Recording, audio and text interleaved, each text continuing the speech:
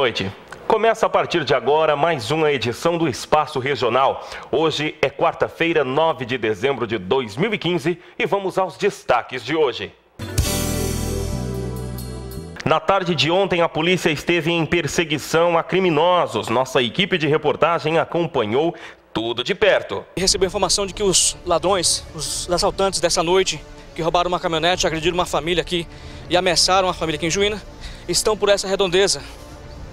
Os policiais estão nesse momento aqui, vamos entrar na mata.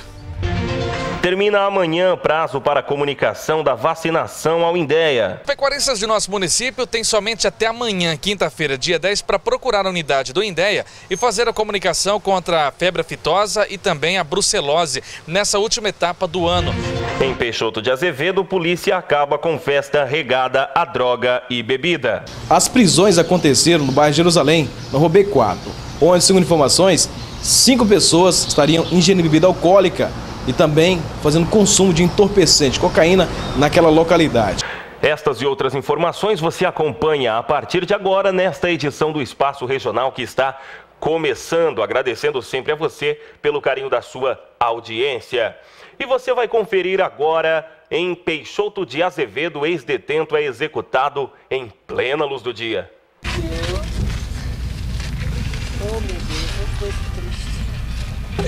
Homicídio aqui no município de Peixoto de Azevedo, em plena luz do dia.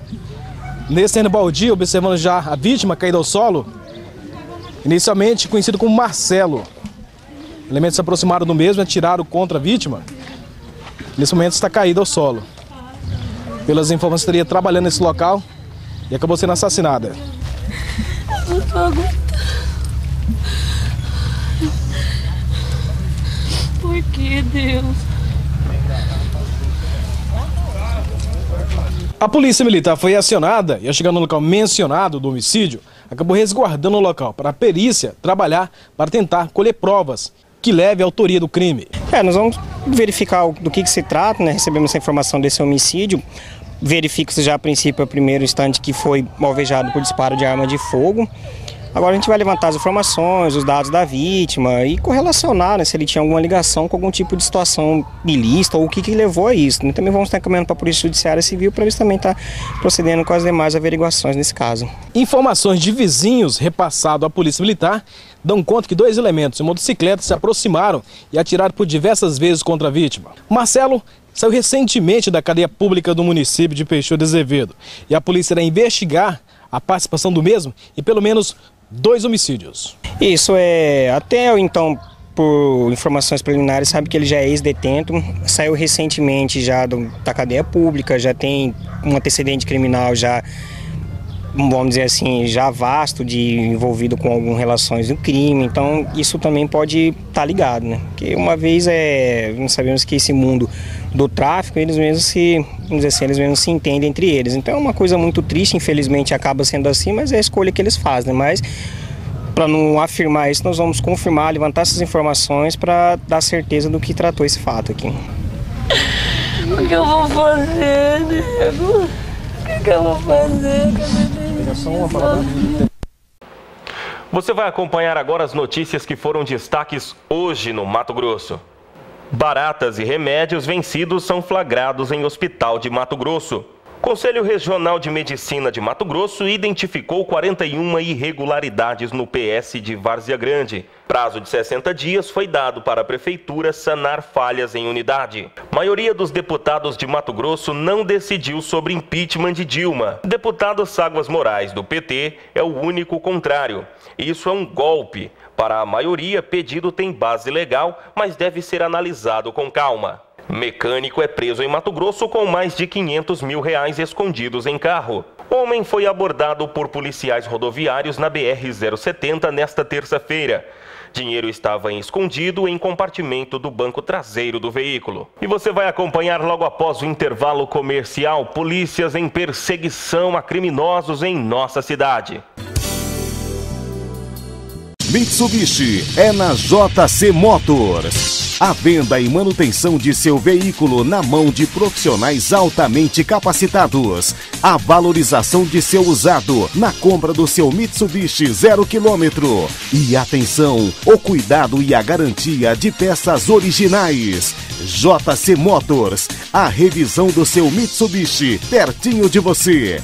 Telefone 3566-7700. Jumasa, sua revendedora Massey Ferguson. Tratores, colheitadeiras convencionais, axiais e híbridas. Pulverizadores e implementos agrícolas com a tecnologia e produtividade da marca Massey Ferguson. Óleos e lubrificantes das melhores marcas. Jumasa, seu mundo novo começa aqui.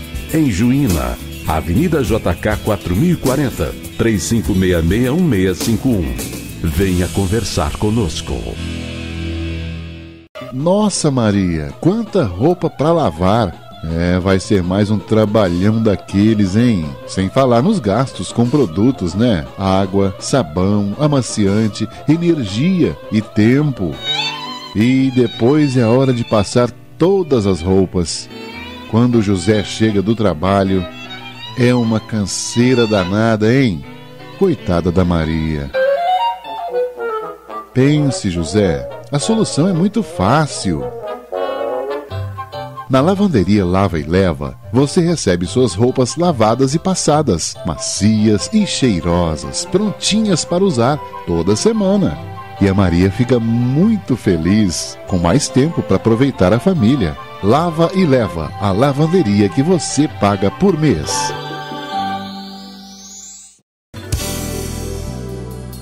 Seguindo com o nosso espaço regional de hoje, agradecendo sempre a você pelo carinho da sua audiência. Lembrando que todos podem acessar a nossa página e conferir todos os programas através do www.mundialjuina.com.br. O espaço regional tem o oferecimento de Juína Motos, peça e mecânica, Fox Internet, qualidade e velocidade em sua navegação, Hipergotardo, onde tem de tudo, e Casartes, faça da sua casa uma verdadeira obra de arte.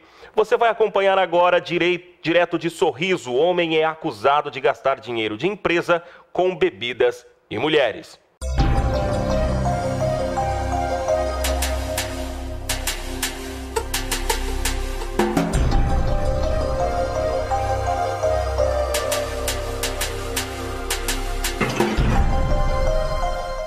João Lima foi encaminhado na noite desta segunda-feira ao quartel da Polícia Militar de Sorriso para explicar uma situação embaraçosa na qual acabou envolvido. O trabalhador de uma construtora responsável pelo pagamento de alguns funcionários disse que após sair para beber com uns amigos, ele foi assaltado. Os supostos bandidos teriam lhe roubado R$7 mil e o abandonado próximo da ponte do rio Telespires, na MT 242, na saída para Ipiranga do Norte. Ele ainda alegou que alguém teria colocado algum tipo de substância em sua bebida para drogá-lo. João estava desaparecido desde sábado e ontem a sua esposa registrou um boletim de ocorrência do seu sumiço. Porém, quando ela saía aqui do quartel da Polícia Militar, ela recebeu uma ligação informando o paradeiro de seu marido. Eu acordei agora tudo entrevado. Só Deus mesmo. Quem que achou o senhor ali na mata? O senhor disse que levou uma pancada na cabeça? Não, está doendo muito, não sei o que deu. Eu comecei a gritar por espiar lá, quando eu vi a luz eles me acharam. O senhor está com dinheiro na mala, na sua bolsa também? O senhor é responsável pelo pagamento da empresa, não é? Exato. Aí no dia de pagar, o senhor desapareceu? Uhum. Não sabe o que aconteceu, né? Não. Apesar da versão do assalto, a polícia desconfia que João Lima tenha forjado o furto para gastar o dinheiro com mulheres e bebidas. Ele foi encontrado aparentando estar desmaiado, mas a polícia suspeita que tudo não passou de fingimento. João Lima, ele confessou para a guarnição aí do Pires, que está à frente da ocorrência, que ele realmente tinha uma certa quantidade de dinheiro e se envolveu aí tomando uma, outra, e quando foi ver o dinheiro acabou. E ele de domingo meio-dia, então começou a simular aí a situação e não lembra de mais nada, que ele bebeu bastante, companhia de mulheres.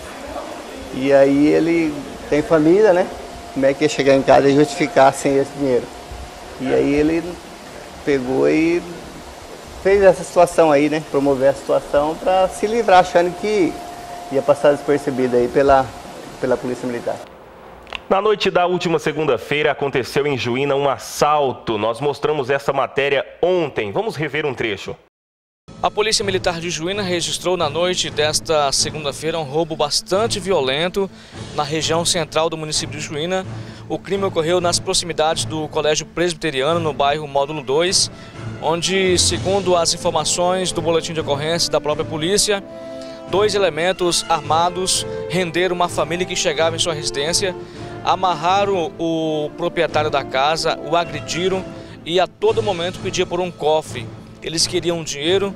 Como não acharam o suposto cofre que estava com dinheiro, eles subtraíram vários pertences da vítima, inclusive esta caminhonete L200 Triton de cor preta. Ela foi roubada na noite de ontem e localizada na manhã desta terça-feira na região da linha 4 aqui da cidade de Juína. Subtraíram joias, R$5.000 em dinheiro, televisores e outros pertences dessa família juinense. Um roubo bastante violento que preocupou na noite de ontem as autoridades policiais.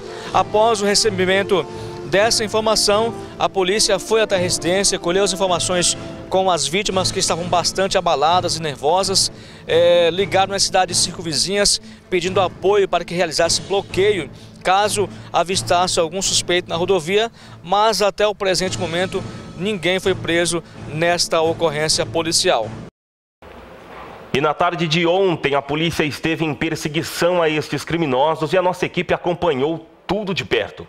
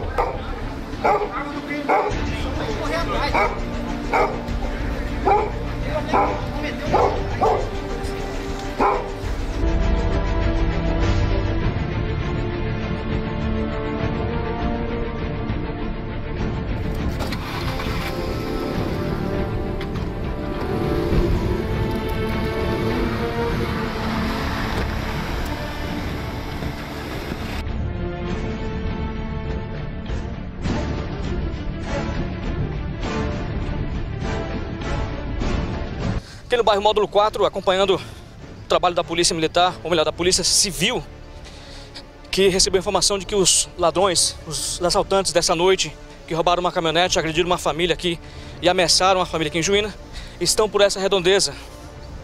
Os policiais estão nesse momento aqui, vamos entrar na mata, nós iremos acompanhar de perto essa ocorrência policial. Você vê imagens no momento que nossa reportagem flagrou os delegados e o policial civil Carlos atrás dos rapazes, no momento que eles saíram correndo. Nós vamos entrando aqui na mata, viu, Júlio? Cuidado, hein, Júlio? Me acompanha aqui, porque a ocorrência é bastante complexa nesse momento aqui. Vamos acompanhar os trabalhos da Polícia Civil, que receberam informação que os suspeitos podem estar escondidos aqui nessa mata. Bom, nós estamos aqui entrando na mata, na verdade é um brejo aqui. Fica na região do bairro Módulo 4. O delegado de polícia Rodrigo Rufato acompanha os demais investigadores, porque há informação de que os suspeitos fugiram para essa região aqui, pessoal. Você que acompanha o balanço geral, a nossa programação do Espaço Regional, Acompanhe as imagens exclusivas do cinegrafista Júlio Ferreira, aqui no bairro Módulo 4. O clima é um pouco de tensão, porque nós não sabemos o que pode acontecer nessa ocorrência aqui. A informação que eu tenho é que... Põe o nome, filmadora, Júlio.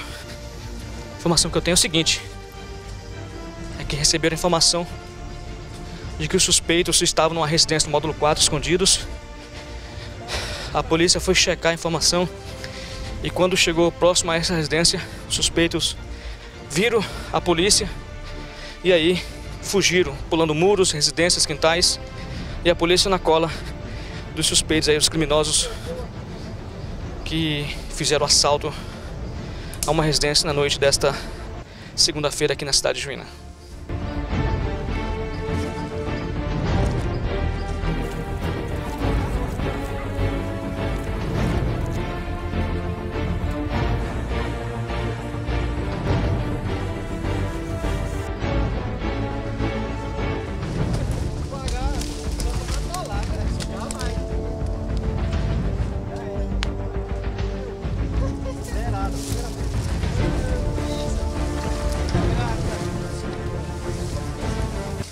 A polícia achou aqui um rastro de que possivelmente os ladrões acabaram subindo aqui nessa mata, Júlio.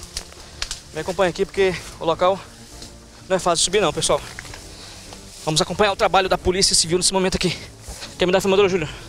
Deixa gravando mesmo.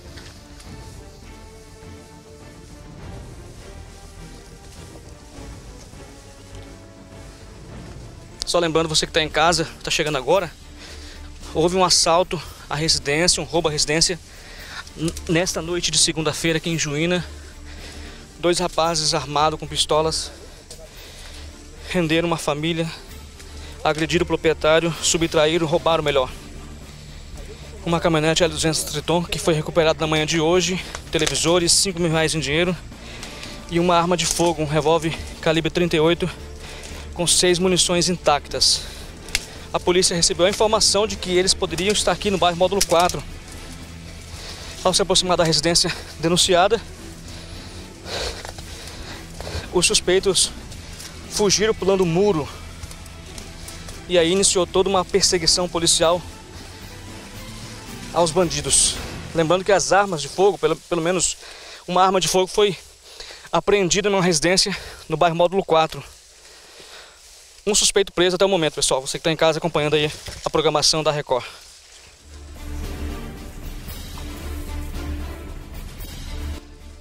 Aqui os policiais fazem uma varredura por todo o local. Temos essa casa aqui abandonada aqui à frente. Olha dentro da casa, hein?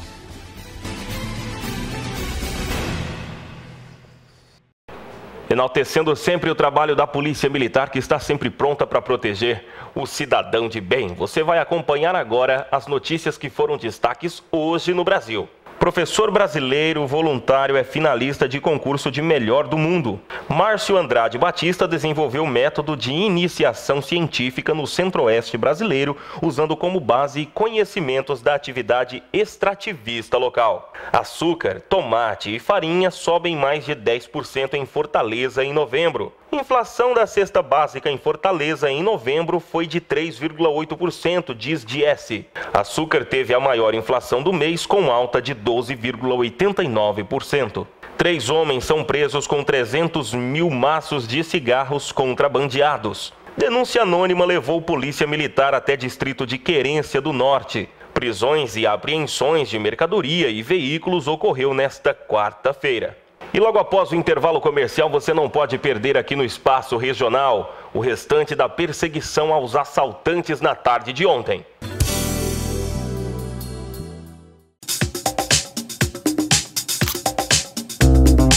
Aqui é só o começo. Você pode ir mais longe, mais confiante, mais feliz. Você é feito de experiências. Tudo pra você tem algo mais. Tem que ser atual, inspirar, apaixonar. O que você veste não é roupa. É moda que envolve e conta histórias. Histórias sobre você, com você e pra você. Malve, fashion pra você.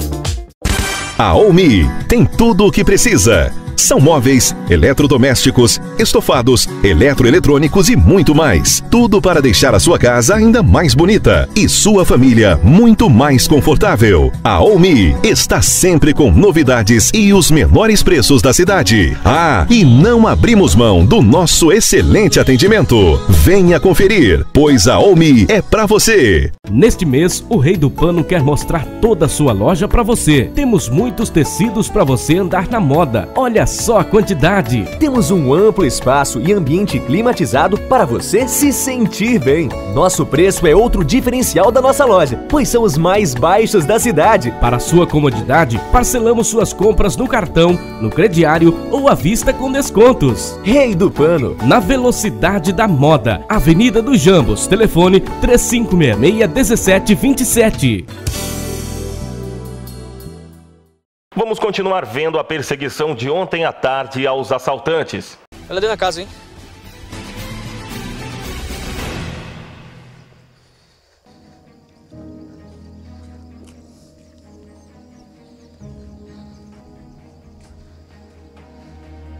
Os policiais averiguam essa residência aqui, que está em construção.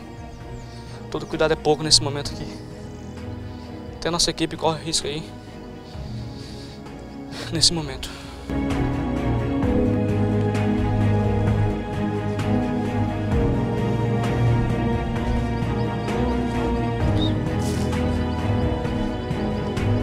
Aqui, né?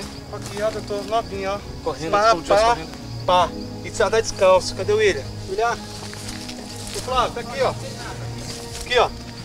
Ele veio de cá, pulou ali. Olha a marchinha amassada. Foi pra cá. Pois é, Flávio, tá aqui, ó. Final dele aqui, ó.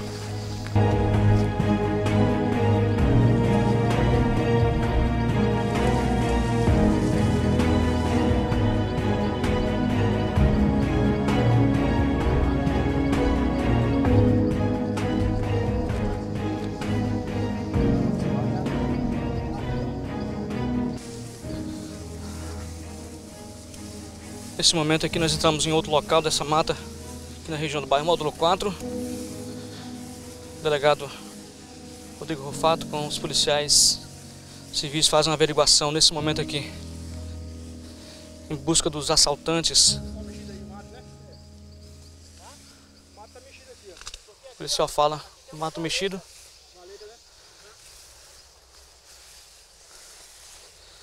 Vamos acompanhar o trabalho da Polícia Civil nesse momento, na tentativa de capturar aí os bandidos.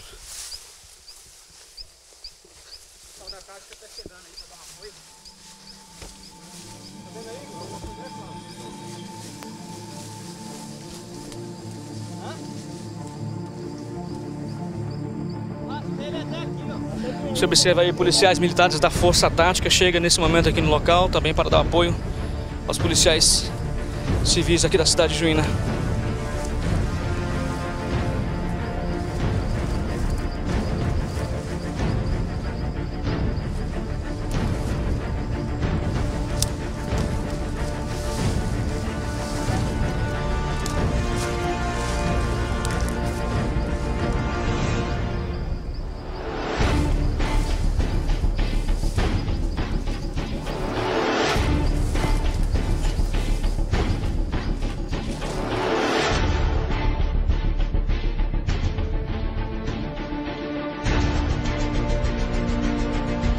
Vamos lá, Júlio. Nós acabamos de ouvir aqui um disparo de arma de fogo. O delegado acaba de falar que pode ter pego os criminosos. Ou pelo menos um deles, não sei. Vamos acompanhar de perto aqui. Pelo menos um disparo foi ouvido nesse momento aqui.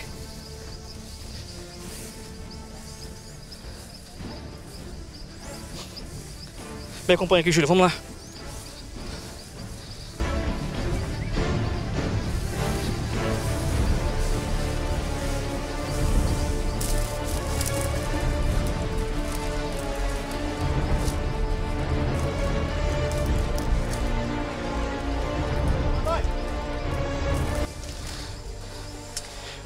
Nós nos aproximamos já das 17 horas e 20 minutos desta terça-feira.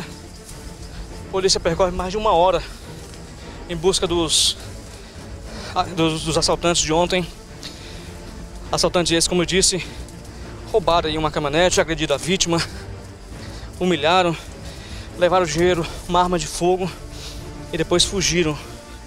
Hoje a polícia recebeu informação de que essa dupla está ali no bairro Módulo 4, em uma residência. Foram checar a informação e quando chegaram perto, os ladrões avistaram a viatura e fugiram pulando o muro,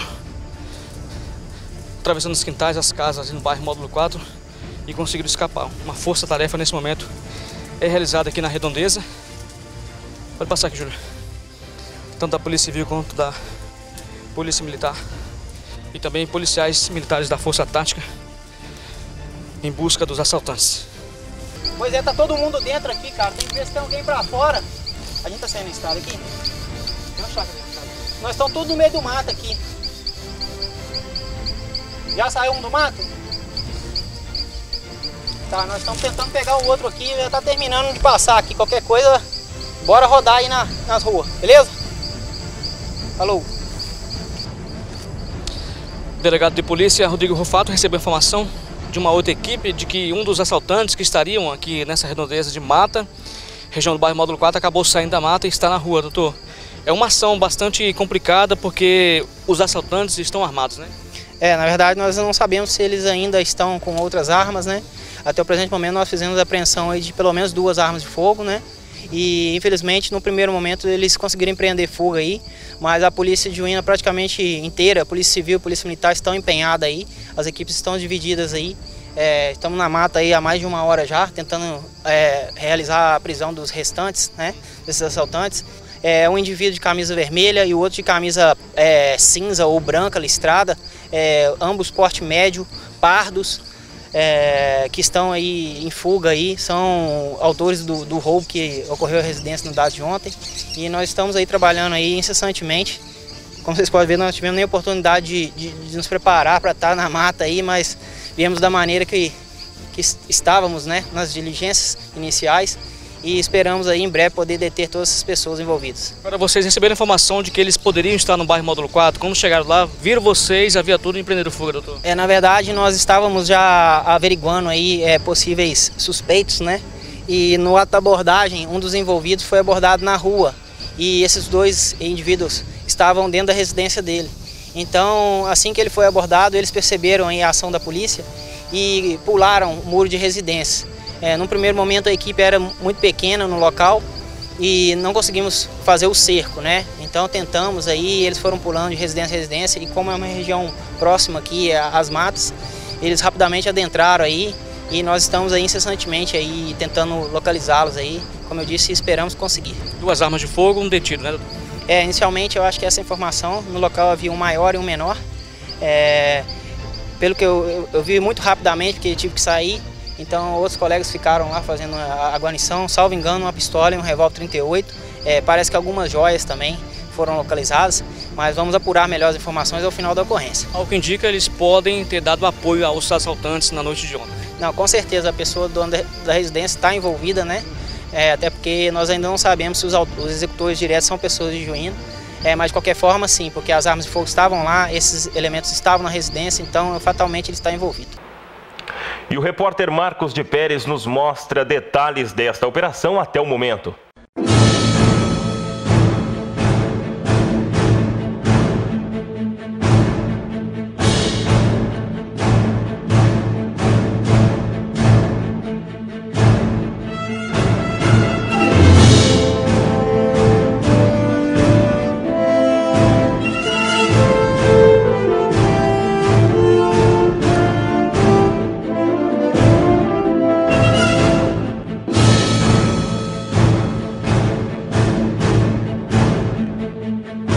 Depois de acompanhar toda essa diligência no bairro Módulo 4, os policiais civis fizeram apreensão dessa grande quantidade de joias, relógios, celulares e também dinheiro. Aproximadamente R$ 1.800, ou melhor, R$ 1.900 nesse montante que você vê no detalhe aqui e mais R$ 700 aqui. Várias joias, celulares, relógios, munições e pelo menos 3 armas de fogo. O boletim de ocorrência nesse momento está sendo confeccionado e as diligências continuam na região do Pesque Pague aqui de nossa cidade em busca de capturar os suspeitos desse roubo que ocorreu na noite desta segunda-feira aqui no município de Juína. E a nossa equipe falou com o delegado José Ricardo e eles nos trazem informações sobre este caso. A reportagem da TV Mundial de Juína veio na manhã desta quarta-feira aqui na Delegacia de Polícia para ouvir o delegado José Ricardo, que está à frente das investigações, junto com o delegado Rodrigo Rufato, acerca do roubo à residência ocorrido na noite desta segunda-feira aqui no município de Juína. Na data de ontem, objetos, produtos que foram roubados dessa residência foram praticamente todos recuperados. Cerca de R$ 2.700 em dinheiro, armas de fogo, celulares e outros objetos que pertencem à vítima foram recuperados em uma residência no bairro Módulo 4. Até o momento, uma pessoa presa em flagrante delito por crime de roubo é o José Carlos Pereira, popular Zé Bracinho, que era morador do bairro São José Operário e atualmente estava morando no bairro Módulo 4. Todos conhecem como Zé Bracinho porque ele trabalha como árbitro de futebol aqui em nossa cidade. Nós tentamos conversar com ele para ele apresentar a sua versão, mas ele não quis gravar a entrevista acerca da acusação e também dos objetos dos suspeitos que estavam na sua casa e também das armas de fogo que estavam em sua residência. Mas nós conversamos com o delegado José Ricardo, que falou de toda essa situação policial e os procedimentos tomados em relação à prisão do José Carlos e também a apreensão dos materiais. Nós conseguimos recuperar grande parte dos objetos roubados, né? Já foram reconhecidos, está confirmado, são os objetos relacionados ao roubo de ontem. Nós conseguimos desarmar a quadrilha, muito embora eles estivessem armados ontem, quando se depararam com a polícia. Esses indivíduos estão ainda foragidos, mas nós já identificamos eles não têm outra saída a não ser se entregar. Seria até interessante que eles soubessem que o melhor caminho para eles é sim apresentar à polícia, que a integridade física deles vai ser garantida, uma vez que seja aqui, seja em qualquer lugar, mais cedo ou mais tarde eles vão acabar sendo presos, né? Então nós vamos continuar diligenciando, né? Por enquanto não vamos divulgar nome para não atrapalhar as investigações, mas se for necessário a gente também assim vai fazer para que a população ajude a encontrá-los. Além desses dois que estão possivelmente na mata, existem outras pessoas que podem estar ligadas ao crime? Sim, existem outras pessoas que têm participação, isso tudo está sendo investigado, até por isso a gente está mantendo esse sigilo por agora, para elucidar e punir todos esses culpados. O Zé Bracinho disse o que no seu interrogatório? Ele colaborou, né, de certa maneira, colaborou bastante e isso vai ser bastante profícuo para a investigação. Por enquanto, cabe o sigilo. Eles estavam armados, né, e houve aquela confusão toda, possivelmente também efetuaram disparos. Enfim, são bandidos perigosos, audaciosos, né? Estavam com arma de grosso calibre, de uso restrito, uma pistola de uso restrito do Exército, da Polícia Federal, outros 2 revólveres, muita munição, né? Então, também estavam com outras armas lá.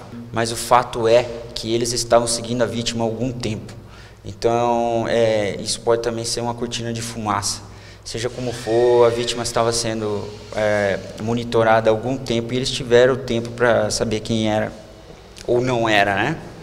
Mas o que não deixa dúvida é que alguém forneceu suporte para esses caras, entendeu? E passou isso para eles. Você vai conferir agora as notícias que foram destaques hoje no mundo.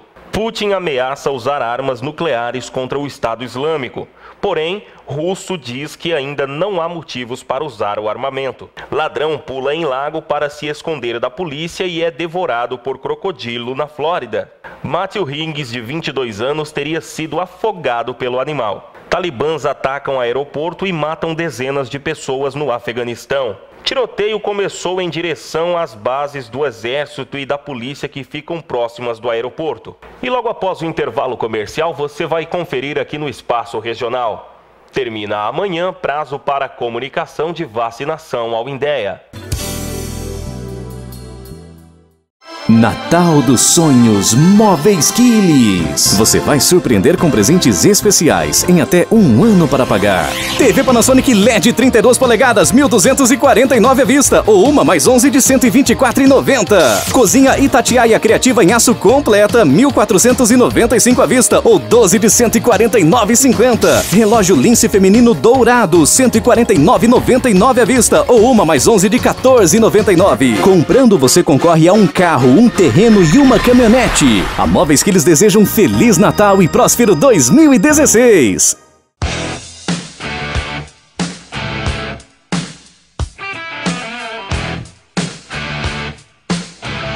Na hora certa recebo minha roupa em casa, lavada, passada, embalada e bem perfumada. Estou com o serviço da Lavanderia Mulher Moderna. Lavanderia Mulher Moderna, valorizando o seu tempo.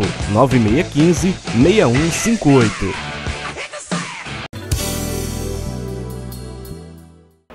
Termina amanhã o prazo para comunicação de vacinação ao INDEA.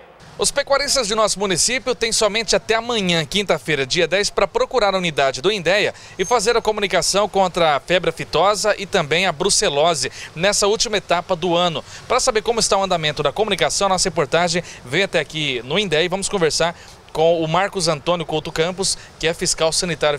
Marcos, como é que está essa questão aqui no município? A vacinação do rebanho foi realizada no mês de novembro, onde os produtores têm até o dia 10 para realizar a comunicação da vacina contra a febre aftosa. A etapa da vacinação das bezerras para realizar a comunicação no INDEA, o produtor pode realizar a vacinação até o dia 30 do mês de dezembro, podendo comunicar a vacinação das bezerras contra a brucelose.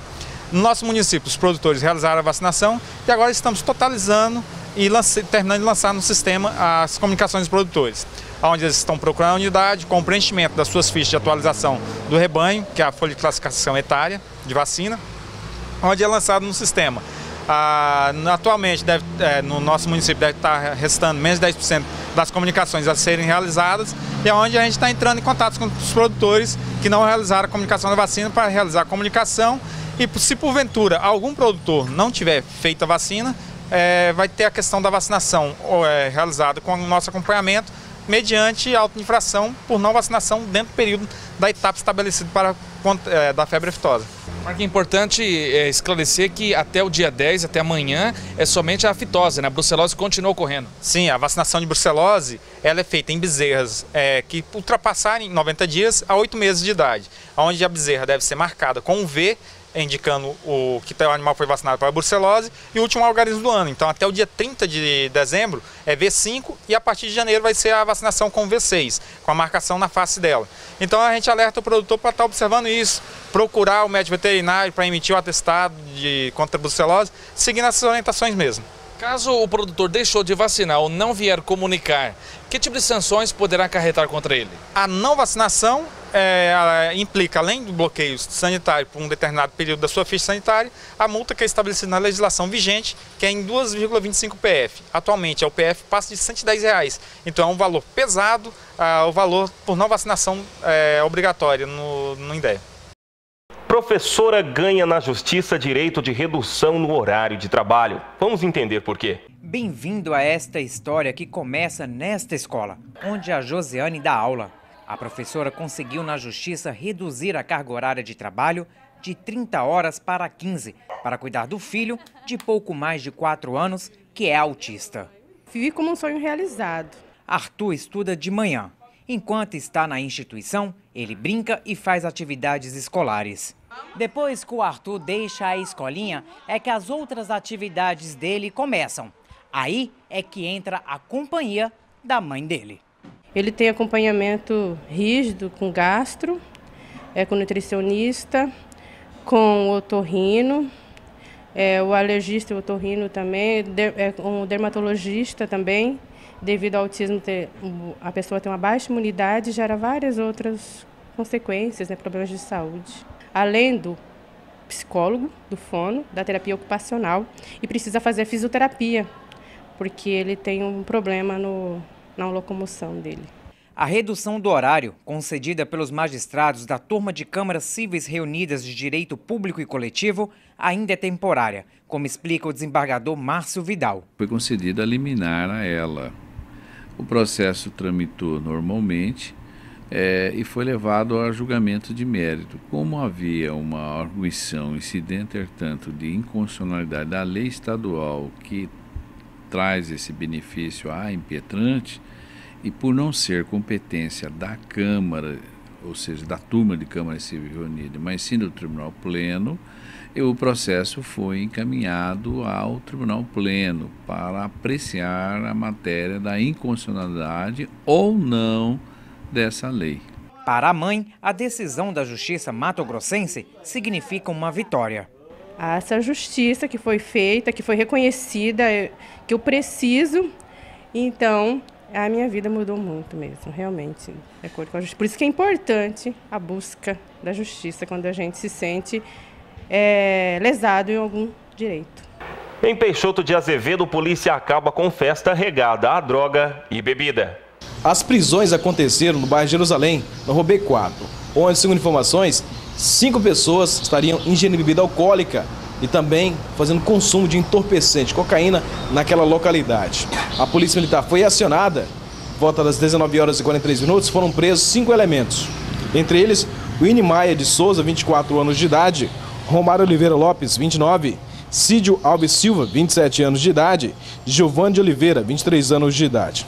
A polícia acabou apreendendo porção de entorpecente, cocaína, bebida alcoólica, um aparelho de som. Foram conduzidos até a sede do CR-15 e, posteriormente, o material apreendido e suspeito foram encaminhados até a delegacia do município de Peixoto de Azevedo, onde deve responder pelo crime de perturbação ao sossego público. Eles serão ouvidos e, posteriormente, serão liberados pela Polícia Civil. Infelizmente, em Peixoto de Azevedo, é um crime comum, um crime de poluição sonora, onde pessoas acabam ouvindo o som em alto volume, ouvem para si próprio e também para os vizinhos, e acabam incomodando, que aciona a presença da Polícia Militar através do 190. Esta edição do Espaço Regional desta quarta-feira, 9 de dezembro de 2015, termina aqui. Obrigado pelo carinho da sua audiência. Amanhã, a partir do meio-dia, maiores informações no Balanço Geral e às 18h45, nós nos encontramos aqui no Espaço Regional. Tenham todos uma boa noite.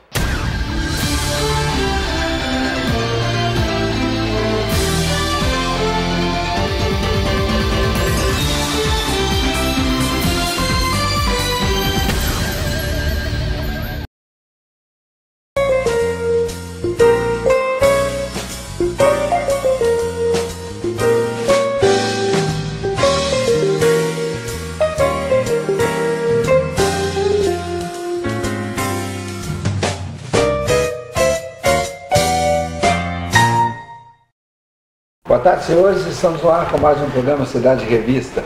No programa dessa tarde recebemos o Dr. Gilmar Cruz de Souza, conhecido advogado aqui da nossa cidade, com um trabalho magnífico à frente do direito e da defesa do cidadão, aqueles todos que procuram lá o seu concorrido escritório. Dr. Gilmar, muito boa tarde, muito bom que o senhor tenha vindo conversar conosco. Boa tarde, Vicente, e boa tarde a todo telespectador aí da TV Record de Juína.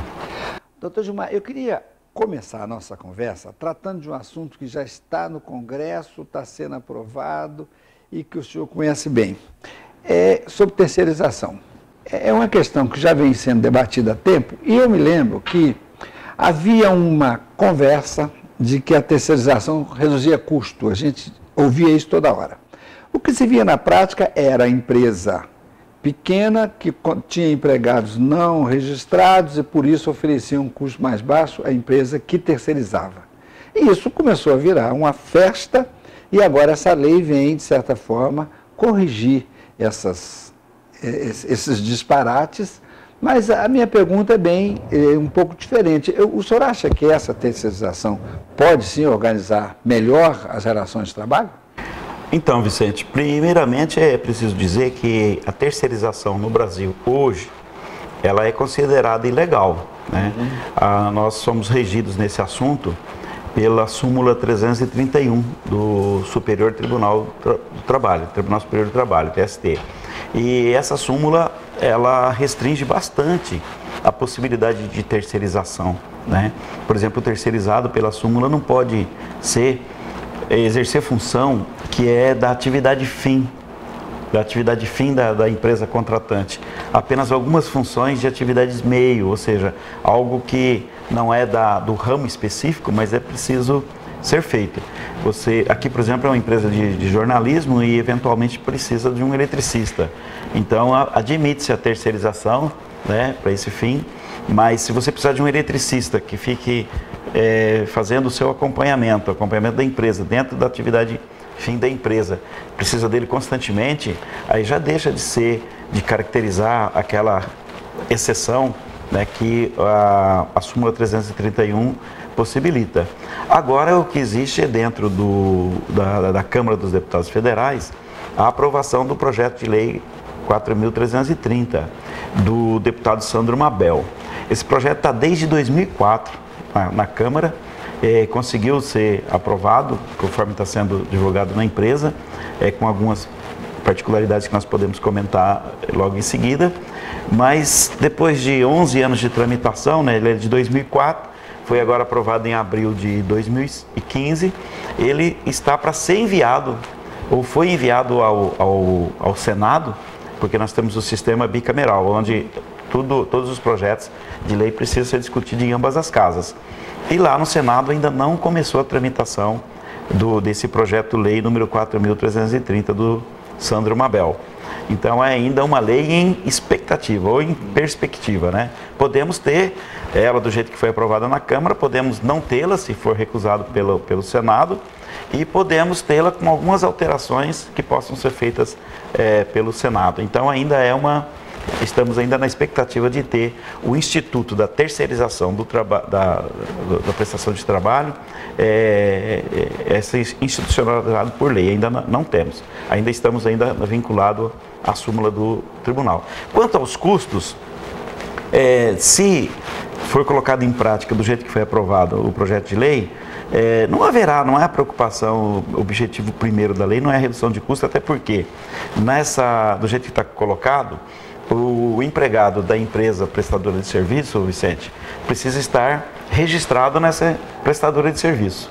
Essa prestadora de serviço faz com que esse empregado vá prestar serviço no tomador de serviço, ele presta serviço lá no tomador de serviços e recebe a remuneração, né, da empresa empregadora, mas a tomadora do serviço ela é solidariamente responsável com todas as obrigações trabalhistas, fundiárias, previdenciárias.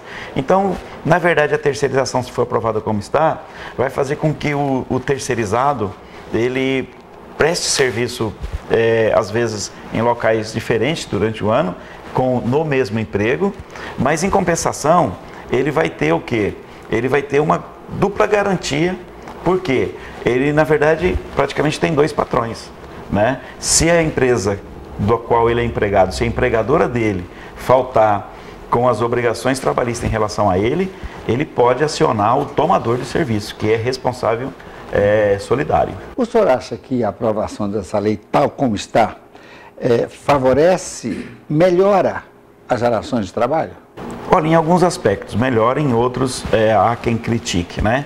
De modo geral, eu acredito ser positivo, porque nós temos muitas empresas que necessitam de uma determinada função, mas ela não tem trabalho para essa função durante as 8 horas do dia, durante os 6 dias da semana, ou até sábado ao meio-dia, e durante o mês todo. Então, precisa daquele funcionário, mas não pode estar colocando-o na folha de pagamento, porque ele não vai ser acionado o tempo todo. Então, para isso, e são várias as hipóteses, né, nessa linha de raciocínio. Então, para isso, é muito bom porque aquele terceirizado ele vai estar empregado numa empresa que tem aquele ramo de atividade, ele vai trabalhar todos os dias, mas o tomador de serviço vai poder ter a prestação desse serviço, vai poder ter essa função exercida dentro do seu estabelecimento, sem arcar com os custos do mês todo desse funcionário. Aí que é a vantagem. Então tem muitas atividades, né, e hoje em dia, no mundo moderno,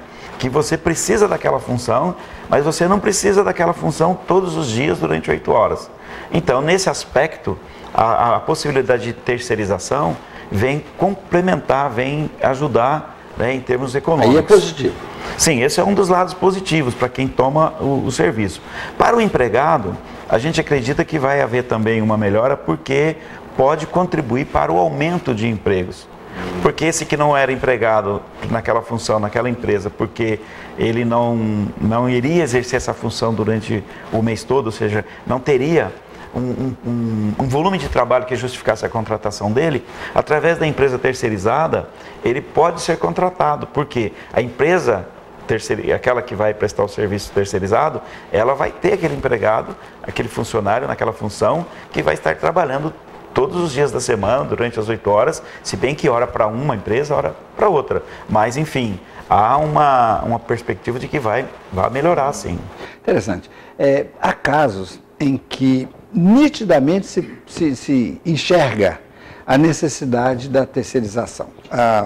Uma concessionária de veículos tem lá um belo jardim em frente e você precisa de cortar aquela grama de vez em quando. Exato. É o que você estava dizendo.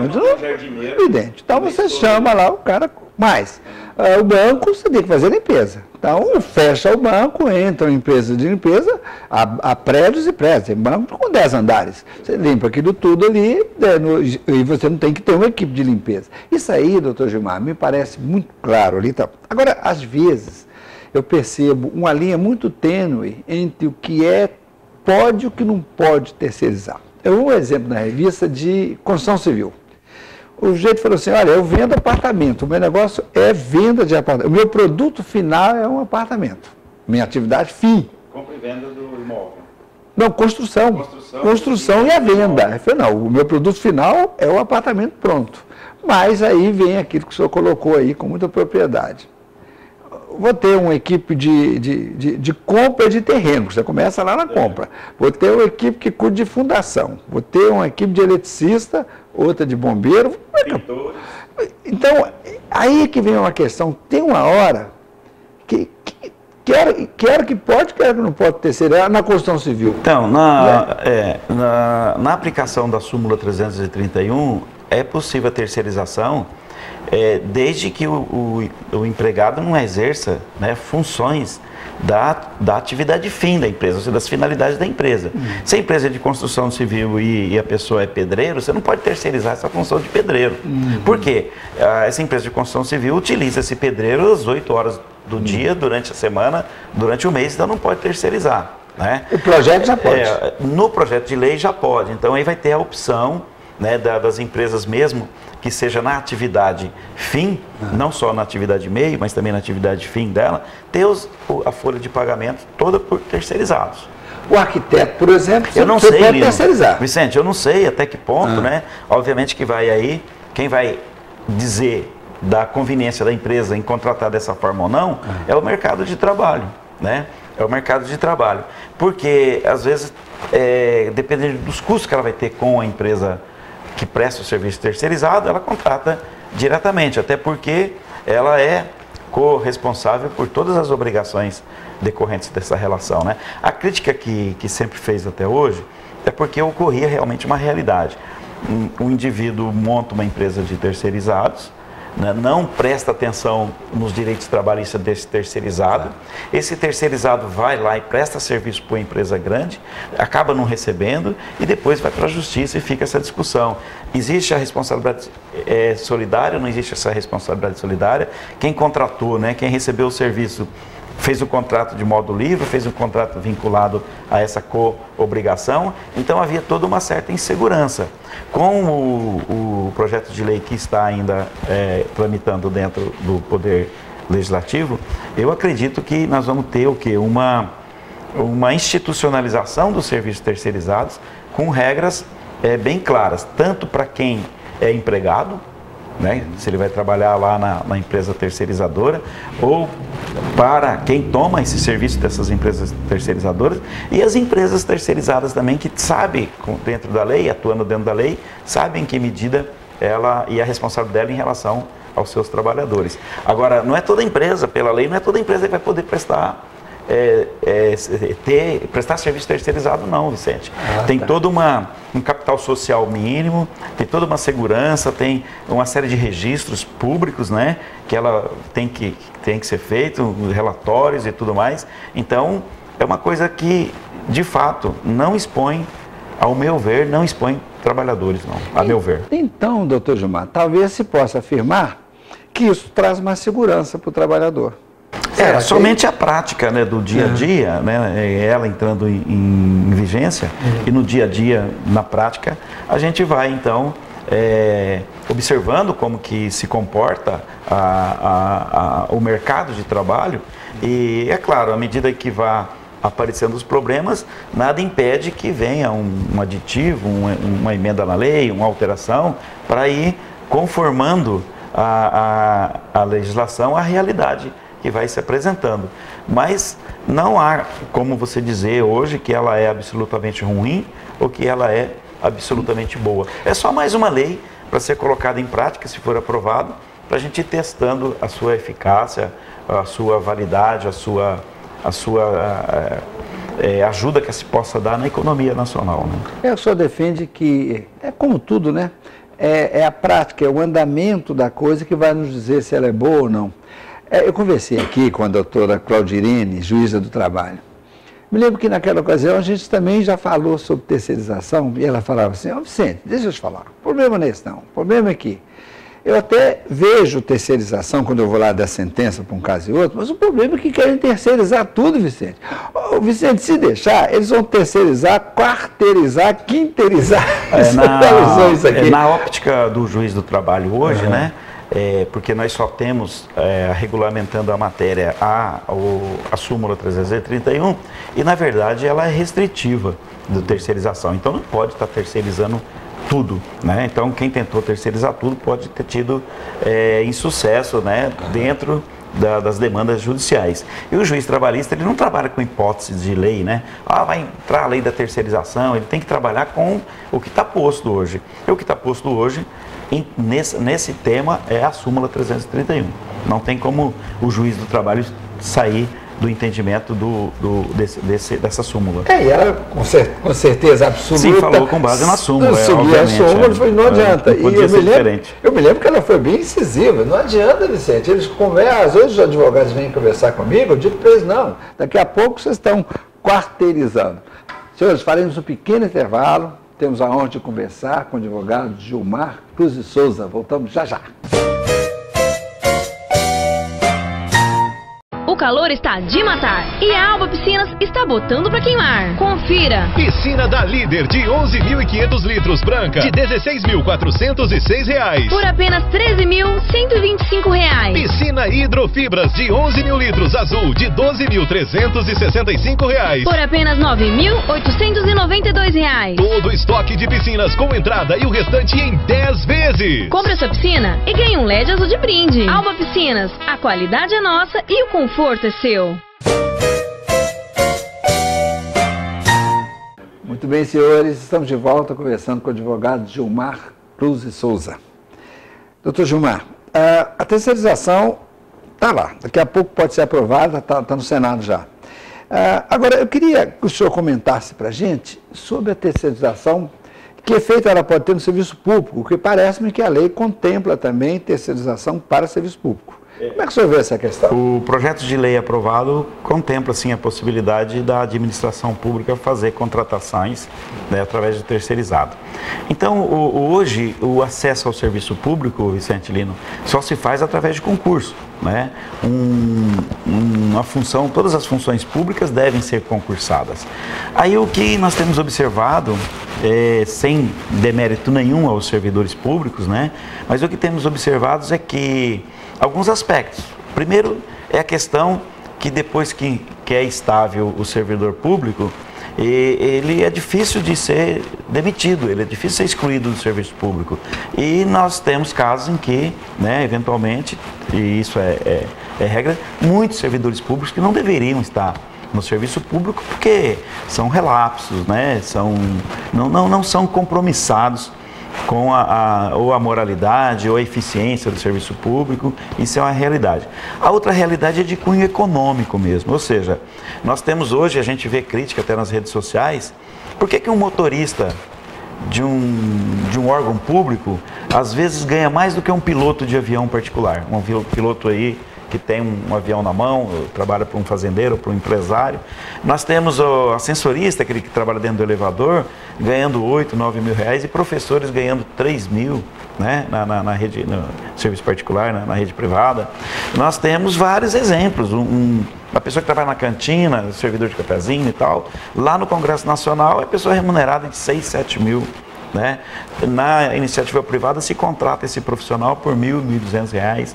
Então, uma vez que está dentro do serviço que passou por concurso, esses benefícios fazem parte do estatuto do servidor público, né? Então, o mesmo tratamento que é dado por uma pessoa altamente técnica dentro do serviço público, em termos de aumento, em termos de benefícios, tem que ser dado para as funções básicas, né? Aquelas funções não tão qualificadas. Então, o que acontece é um inchaço da máquina pública com profissionais que poderiam estar sendo, primeiro, substituído em caso de ineficiência, segundo, poderia estar sendo remunerado dentro de um padrão de remuneração que se pratica na iniciativa privada, e não pode porque ascendeu ao cargo através de concurso. A contratação de outra forma é ilegal, pode causar sanção administrativa, de lei da improbidade e tudo mais para o contratante. Então, com a terceirização sendo possibilitada dentro do serviço público, eu não acredito que vai ter um reflexo muito grande nos concursos, porque aqueles cargos que são de maior importância e que tenham uma certa qualificação, esses certamente ainda vão ser sempre através do concurso. Mas funções que podem ser supridas, né, de outra forma, aí a terceirização vem ajudar. E hoje no que nós temos, a realidade é isso, nós temos muitos cargos dentro do serviço público que estão em aberto, e aí há uma deficiência enorme no serviço público, Vicente, porque não compensa fazer o concurso e admitir esse pessoal em razão dessa permanência que vai haver desse vínculo, né? É pro resto da vida, igual casamento. É verdade. Aí então a terceirização pode suprir essa característica desagradável que a gente vê em relação a certas funções dentro do serviço público. Agora, o funcionalismo público deve estar combatendo muito esse projeto de terceirização, porque eu não acredito que ele queira mais esse instrumento, porque uma vez lá dentro do serviço público, não cumprindo as suas obrigações como deveriam cumprir. A grande verdade é que o serviço público... A grande maioria cumpre, né, Vicente? Nós estamos falando das exceções. Sim, né? Mas cá entre nós, o serviço público, se eu tivesse que dar uma nota, eu daria uma nota ruim. O serviço público brasileiro é muito ruim de um modo geral. Há exceções, alguma coisa funciona, mas é ruim. E mais, há uma questão que o senhor conhece bem, que é o custo dessa máquina pública. Talvez dentro daquela fala que o senhor disse ali, do ascensorista e etc. O custo da máquina pública é muito alto. A gente fica sonhando em ter taxa de investimento de 20 a 25, aliás, sonha não, é necessário com um país do tamanho do nosso. E saiu agora recentemente, estamos investindo em 18, 19, porque o dinheiro é todo consumido. O custeio da máquina pública. O custeio da máquina pública somado ao custeio dos encargos de dívidas e tudo mais, realmente no Brasil engessa, né? Engessa o desenvolvimento, engessa os investimentos que o poder público poderia estar fazendo. Ele não consegue fazer mesmo que quisesse. Some-se a isso os desvios e a falta de estudos técnicos na viabilização de vários projetos, e nós temos então essa situação calamitosa que a gente vê todos os dias na televisão. Doutor Gilmar, será que se houver a terceirização também para o serviço público, talvez a gente pudesse pensar no futuro em diminuição do custeio da máquina? Porque eu preciso de ascensorista e contrato uma empresa e pago 1.200 ao invés de 7. Agora, será que esse impacto lá na frente seria substantivo? Primeiro é bom que se diga o seguinte: essas altas remunerações, elas não acontecem muito a nível de município, né, onde está a maioria dos servidores públicos. A nível de município, os servidores ganham mal e trabalham muito. Né? No Estado já tem um misto de quem ganha bem, trabalha, enfim, um certo equilíbrio. Mas no Congresso Nacional, nas empresas estatais, na administração pública federal, é que a gente observa, e principalmente dentro do legislativo, salários astronômicos, né, que haja sem uma justificativa, né, aquela contraprestação dada pelo servidor não seria tão valiosa dentro do mercado de trabalho. Todo trabalho, Vicente, é valioso. Né? Claro. Se eu tivesse que colocar preço no meu trabalho, eu colocaria, eu mereço ganhar R$200 mil por mês ou por semana. Então, a pessoa que trabalha, ela merece ser valorizada o seu trabalho, né? Mas nós temos um mercado de trabalho, né? Nós vivemos num país, tem esse mercado de trabalho, e esse mercado de trabalho, na verdade, é que dita a remuneração. Eu não posso cobrar o que eu quero, porque o meu mercado de trabalho impõe limites, né? Se eu cobrar demais, né, a pessoa vai num outro profissional, vai ver preço e tudo mais. Então, o mercado regula isso. Agora, quando você tem a pessoa já efetivada dentro do serviço público, que não pode ser demitida, independente da eficiência dela ou não, se ela é compromissada com o serviço público, ela faz jus a todas as remunerações e a todos os benefícios, a tudo aquilo que é previsto no seu estatuto, na sua função, no seu cargo. Então isso distorce um pouco com o tempo, né? E talvez com a terceirização, o que vai acontecer é que não precise colocar na estabilidade do serviço público uma série de funções que dá para ser obtido através dessas terceirizadas. Agora, é claro, os sindicatos, né, as associações têm o seu ponto de vista, né, e deve colocar o seu ponto de vista até para o debate ficar mais transparente, mais saudável, mais racional, mas enfim, há sempre argumentos válidos de ambos os lados, como argumentos furados também, né, de ambos os lados. É preciso coar isso, pegar os argumentos bons de todos, né, e trabalhar com esses argumentos bons e ver uma coisa de equilíbrio e, ao mesmo tempo, eliminar o que se fala. Tem muita fala que é desnecessária. Agora, o senhor disse, está aí desde 2004, nós temos 11 anos já.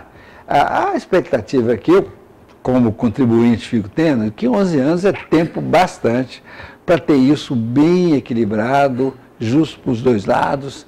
Eu fico na expectativa de que a lei seja correta. Será que a gente pode esperar isso, doutor Gilmar? Olha, se ela é correta ou não, como eu disse, a prática é que vai demonstrar. Agora, ela é necessária porque não há quem não critique, né, a atual legislação brasileira. A atual legislação brasileira ainda parte do pressuposto de que o empregado ele é hipossuficiente intelectual, ele é hipossuficiente cognitivo, ele recebe uma tutela legislativa, uma tutela legal, que hoje, com o grau de escolaridade que se tem, hoje com o grau das comunicações sociais que se tem, com o grau de acesso à internet que se tem, as informações são amplas, já podemos estar pensando, né, naquele empregado que consegue discutir com o patrão em igualdade de condições, em igualdade de armas, as condições do seu trabalho. Né? Como ocorre em muitos países, né, já mais desenvolvidos. Então, aquela proteção, essa lei trabalhista nossa é antiga, até tempo do Getúlio Vargas. A indústria naquele tempo era uma, hoje nós já temos várias relações de trabalho, Vicente, que são diferentes. Tem o trabalho em casa, que é possível hoje fazer uma série de trabalho sem que haja um local, né, do funcionário ficar. Então, muitas dessas relações mudaram a forma de prestação do serviço e não mudou a legislação atendendo essas realidades da modernidade. É preciso, então, que haja sempre, na medida do possível, uma flexibilização das leis do trabalho, não para prejudicar ninguém, mas para manter um equilíbrio, porque hoje eu ouso dizer que quem está exposto ao desequilíbrio, quem está exposto dentro da relação é o empregador, né? Nós temos alguns absurdos. O empregador, por exemplo, que tem o seu estabelecimento um pouquinho fora da cidade, se ele fica lá no portão esperando o empregado chegar na chuva, no sol, no frio, como é lá no sul, e bate ponto e entra para dentro, não tem problema nenhum. Se ele pegar um ônibus confortável né? E ir buscar esse empregado em casa, para que ele não tenha esse transtorno de vir de ir para o trabalho de bicicleta ou a pé, ou ter que gastar com serviço público. Se o empregador bondoso vai lá e pega, no momento em que ele entra no ônibus até chegar na porta do estabelecimento para trabalhar, conta como hora extra. Quer dizer, o empregador é penalizado por estar fazendo um benefício ao empregado. Se o empregador dá uma casa para o empregado morar, com energia e tudo mais, isso daí, depois, na soma quando tem que terminar o contrato de trabalho, esses benefícios que foram dados são contados como salário. E aí o acerto tem que ser feito com a soma desses benefícios. Então, isso são só dois exemplos, mas há outros exemplos. Tem um carro, você dá o carro por hora, você pode usar o carro aqui e fica correndo, daí a pouco entra o carro também. Né? Então, não que não mereça, não é que o empregado não mereça, mas tem que ser tratado esses temas dentro da lei, de modo em que o fato não seja,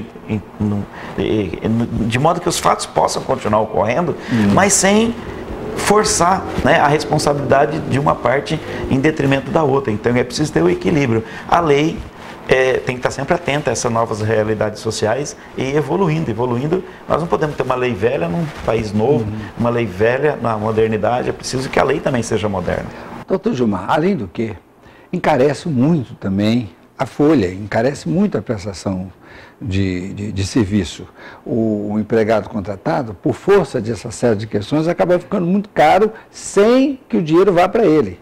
O dinheiro acaba tendo... Aí já é um outro assunto, né? Aí a gente já vai sair para o lado das obrigações previdenciárias e tributárias e de fundo de garantia que estão associadas à folha de pagamento.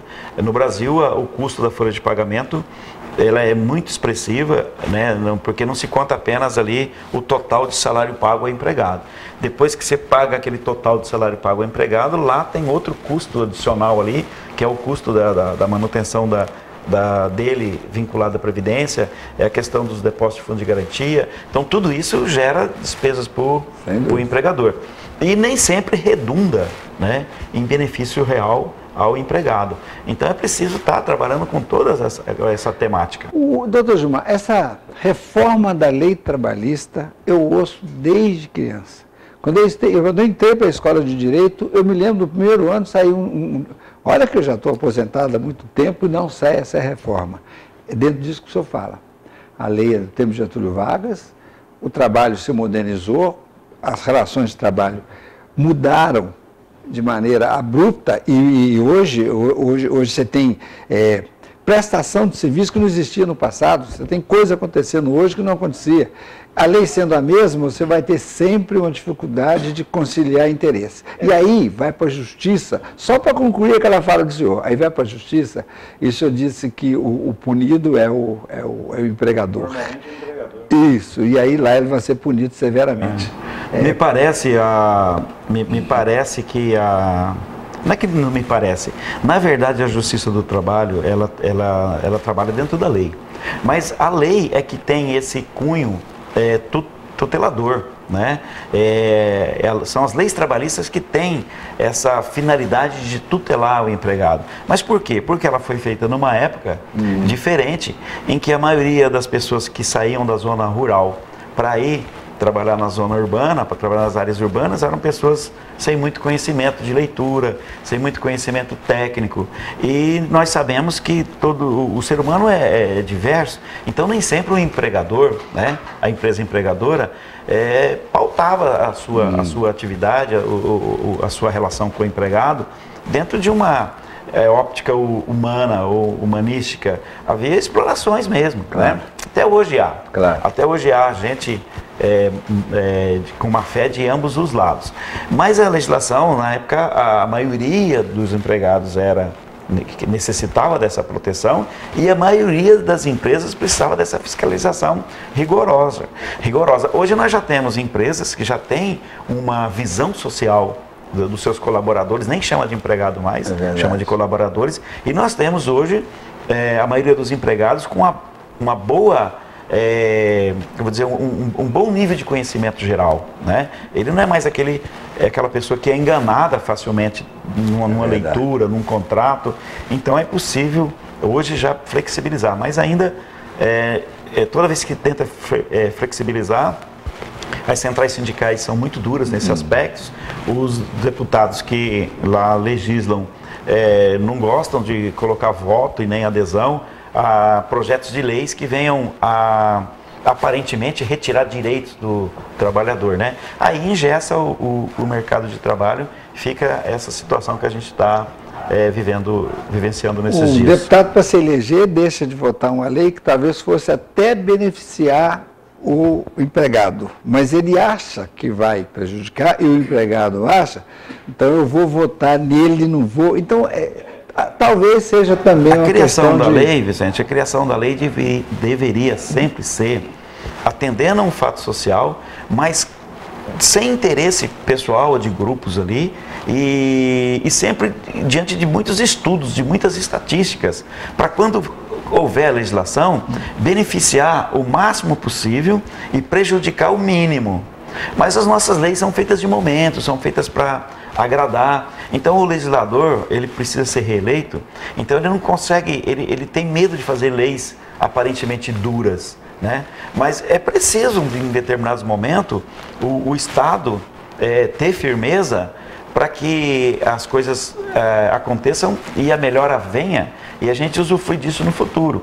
Um Estado muito frágil, um Estado que faz leis para receber aplauso, ele está fadado a ter um grande fracasso lá na frente. Porque se você fizer perguntas para a população de maneira direta, se o salário mínimo devia ser 5 mil ou 10 mil, a votação seria por 10 mil. É isso? É claro, mas não há racionalidade nisso. Há apenas um desejo que é legítimo e pode ser expressado, né? Mas o estudo da realidade permite pagar um salário tão alto, um salário mínimo tão alto. Claro, né? Então, as leis precisam ser feitas com mais racionalidade e menos emoção. Eu acho que a questão é o que o senhor diz com muita propriedade. As leis são feitas pensando na próxima eleição. Como a eleição é 2 anos, toda hora tem, a lei dura só enquanto eu me elejo e aí continua perpetuando um problema que já vem lá desde Getúlio Vargas. Senhores, nós estamos conversando com o advogado Gilmar Cruz Souza. Voltamos já para o terceiro bloco. Juína, show de prêmios! A maior premiação de todos os tempos, preparada pra você. Compre nas lojas credenciadas e concorra a super prêmios.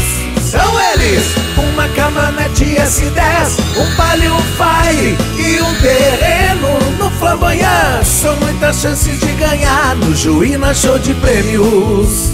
Juína Show de Prêmios.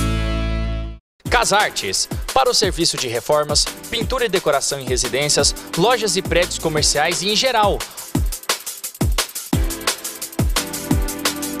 Ótimo acabamento com as novas decorações do momento, o Pentágono e o Arabescos. Experiência de profissionais qualificados e a garantia do seu serviço entregue no prazo contratado. Sempre pelo melhor preço. Chamar Cássio, 9662-3187.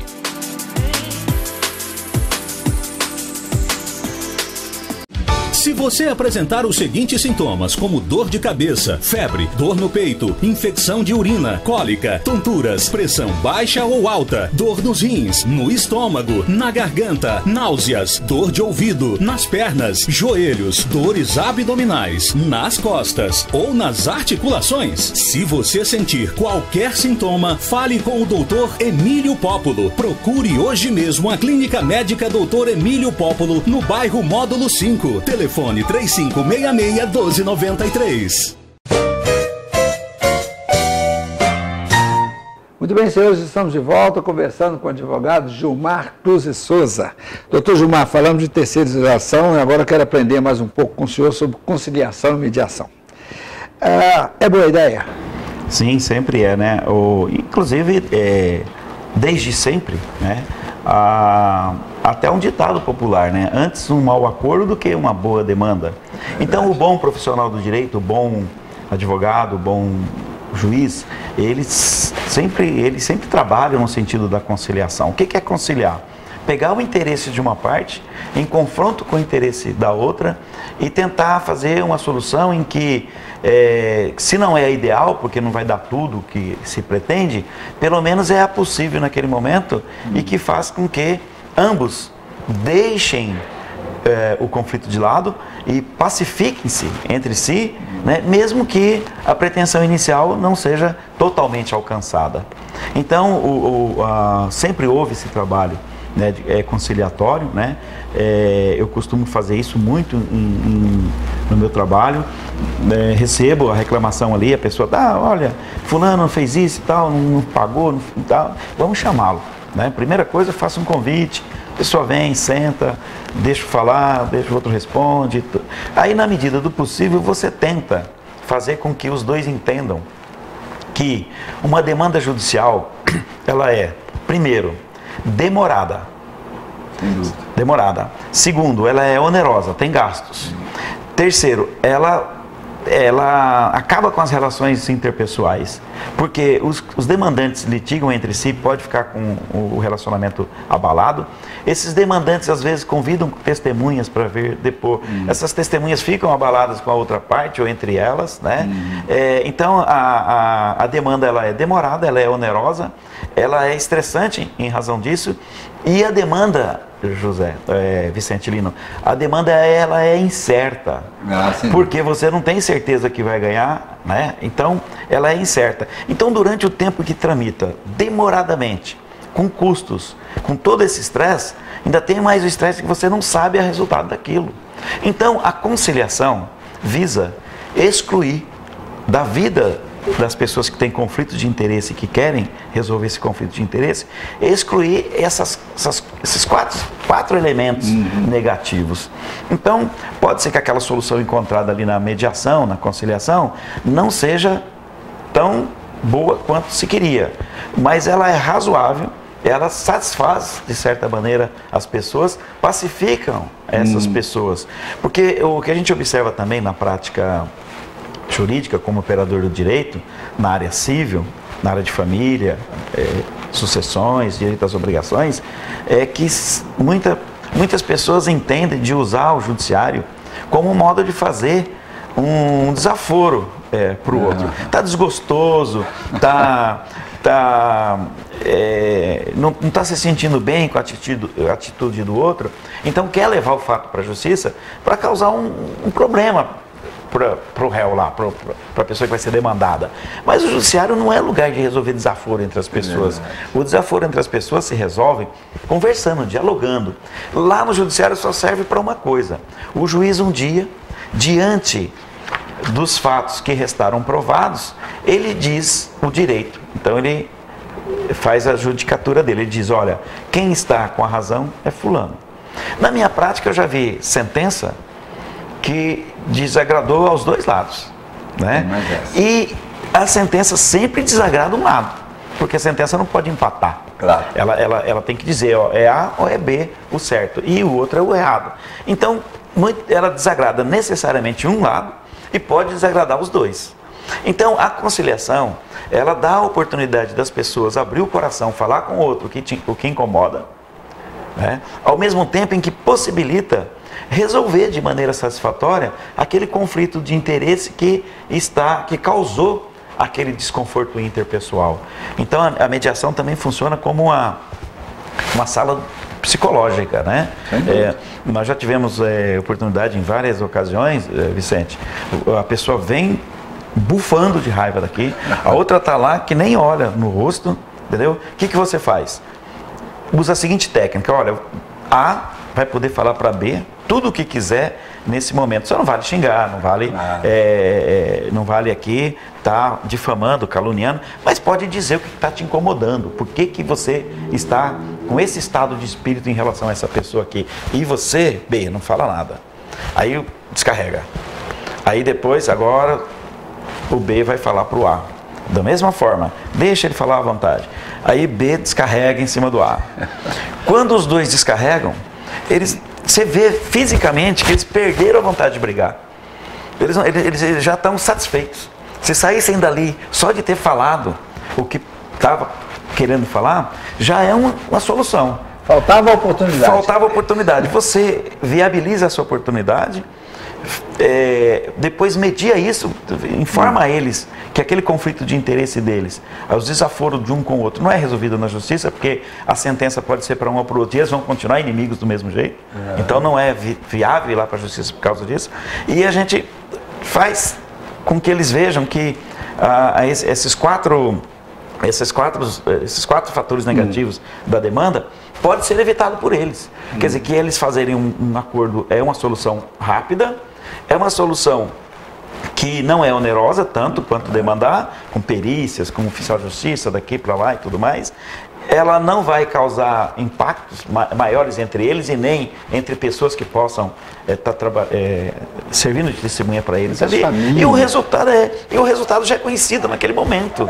Então, quer dizer, há uma vantagem muito grande na mediação. Você perguntou se é uma boa ideia, óbvio que é uma boa ideia. Agora, interessante, eu conversei com a doutora Cristiane Padim, ela comentava o seguinte, que o que o senhor disse, ela disse, o ideal, isso é um processo de pacificação social, foi o termo que ela usou, e etc, etc. Agora, ela notava, ou eu mais é que disse isso, alguma pouca disposição da maioria em trabalhar a mediação.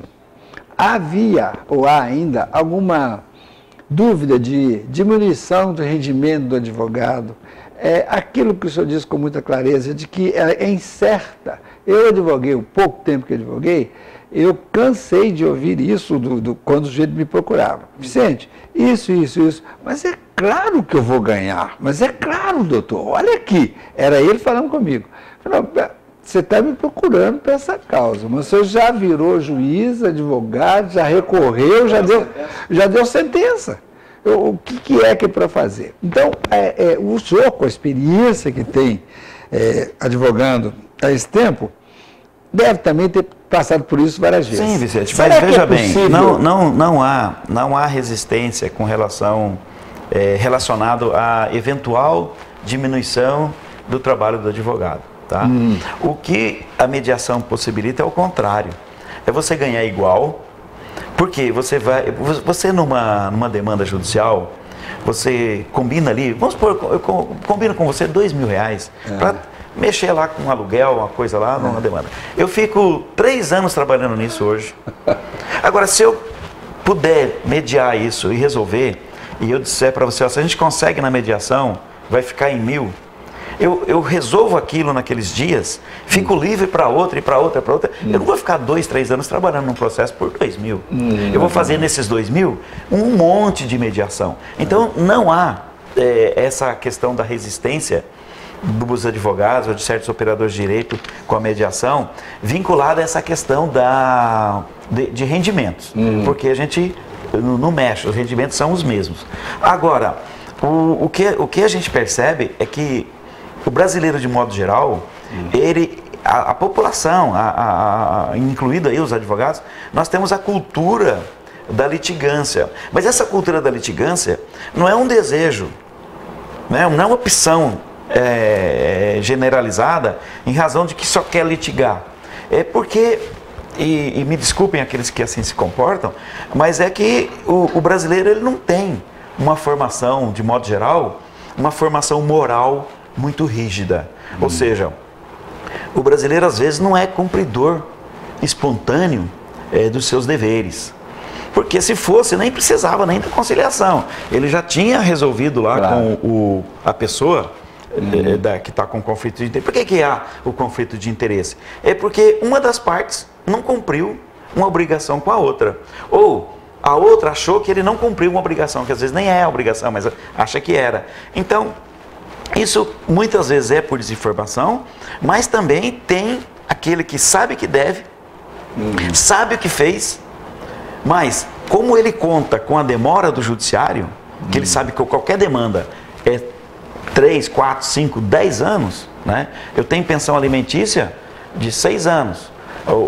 A mãe, quando veio, né, trazia o menino para conversar comigo. Agora o menino já vem sozinho, já está decidindo, já está assinando. Então, isso é uma vergonha. É verdade. Vamos supor que a criança, aquela criança quando chegou 7 anos atrás, necessitasse realmente daqueles alimentos. Eu não podia estar conversando com ele hoje porque ele tinha morrido de fome. É verdade. Então, o judiciário é lerdo, muito lerdo, extremamente moroso. E o que acontece? A pessoa que deve e que já tem essa má formação moral de não querer cumprir com as suas obrigações, não adianta levar ele para conciliação, ele não vai aparecer nunca numa sala de conciliação, porque o que ele quer é a demanda. Mas ele não quer a demanda porque gosta da demanda, ele quer a demanda porque sabe que nesse período, ou ele morre, ou morre o outro, ou os dois desistem porque demora muito, ou a lei muda, entendeu? Enfim, ou o processo caduca lá no fórum. Então ele tem essa expectativa que é cultural. Então, eu acredito que nós teríamos muito mais casos de conciliação e mediação se a pessoa devedora, Lino, soubesse o seguinte: se eu não me conciliar agora, se eu não aceitar essa mediação e fazer esse acerto que está sendo me proposto com o meu litigante ali, com o meu oponente ali, eu vou ter um processo daqui 2-3 meses que vem um problema desse tamanho para o meu lado. Então o que ele faz? Ele opta por resolver através da mediação, opta por resolver através da conciliação, porque as consequências de não conciliar, as consequências de não se submeter à mediação serão graves e rápidas, porque o judiciário rápido, ele dá a resposta logo para aquele que busca, e aquele que deve, né, fica com um problema mais sério, porque aí entra custas processuais, entra despesas com perícia, até o oficial de justiça para sair atrás da pessoa dentro da cidade aqui é R$30, aí às vezes faz várias vezes, entendeu? Tem advogado que cobra por audiência, então encarece as coisas.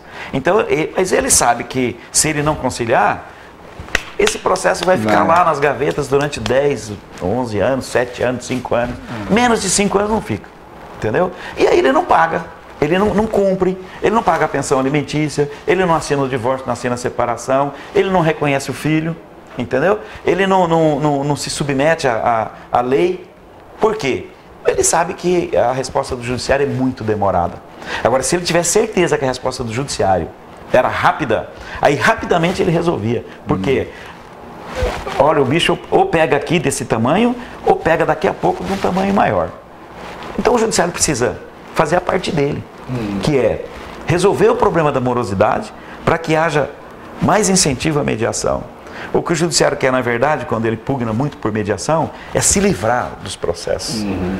Mas ele não está contando com essa parte dessa moralidade média que faz com que muitos descumpridores dos seus deveres conte justamente com a morosidade do judiciário para não ter que resolver. Agora, tem coisinhas do dia a dia que é sem importância, até no mercado de trabalho do advogado, que a conciliação resolve muito bem. Está lá uma família com pouco poder aquisitivo, que estaria demandando ali através da Defensoria Pública, através de advogados nomeados e tudo mais. A mediação ajuda muito, porque nenhum dos dois tem interesse em ficar prolongando a agonia, porque não há interesse econômico grande envolvido, eles querem realmente que certa situação fique delineada dentro de uma decisão judicial, aí tudo bem. Mas as grandes decisões, os grandes litígios, os litígios de médio para cima, deixou de ser pequeno, deixou de ser interessante para a mediação. Porque o devedor, aquele que deve cumprir a obrigação, ele quer a demanda mesmo, que é para ficar ad infinito ali, porque ele sabe que o judiciário é lento. É uma pena, porque as vantagens que o senhor colocou acabam sendo não utilizadas por causa do mau entendimento dessas vantagens. E às vezes eu já conversei com juízes, alguns juízes estiveram aqui conosco. Eles defendem que, na verdade, o que há é um brutal número de processos. O que torna a justiça lenta é o número de processos. E que, visto por essa óptica, não é a justiça que é lenta, é a quantidade de processos que é grande. Mas isso aí é uma confissão, Vicente, é uma confissão da ineficiência do poder público em ficar atento, porque se aumenta a população, se a população do Brasil hoje é 20% ou 30% maior do que há 30 anos atrás, o judiciário também tem que ser 20% a 30% maior. Tem que ter uma... Tem que ter o número de juízes, o maior número de servidores, o maior número de varas, o maior número de órgãos públicos, entendeu? Agora, aumenta a população se concentra nos grandes centros urbanos, aumenta os conflitos de interesse. Né? Só o fato, por exemplo, do telefone celular ter vindo para nós, o serviço de internet. Quantas demandas vão para o judiciário por causa desses aparelhinhos ou dos serviços vinculados a esses aparelhinhos? Agora, cabe ao poder público, né, ficar atento a essa realidade social e criar os mecanismos de ter eficiência no serviço público, né, atento à nova realidade. Ele quer o quê? Que a população deixe de crescer? Que as inovações tecnológicas não apareçam para não forçar o serviço do judiciário? Ó, que isso? Eles que arranjem lá mais juízes, mais fóruns, mais tudo, para fazer frente a essas demandas. Mas o que eu estou concluindo é o seguinte, é que estamos aqui no debate, é que os dois lados têm razão. Sim, porque, na verdade... O juiz sofre, é o seguinte, o juiz sofre com a deficiência de material humano e de espaço físico mesmo, eles sofrem com isso, né? Nós temos aqui a realidade na nossa comarca, eu trabalho aqui há muitos anos, os juízes sempre estão defasados em relação ao pessoal que ajuda. Então os que ajudam, os que estão lá ajudando, tem que se desdobrar, e a hora que se desdobram, viu, Vicente?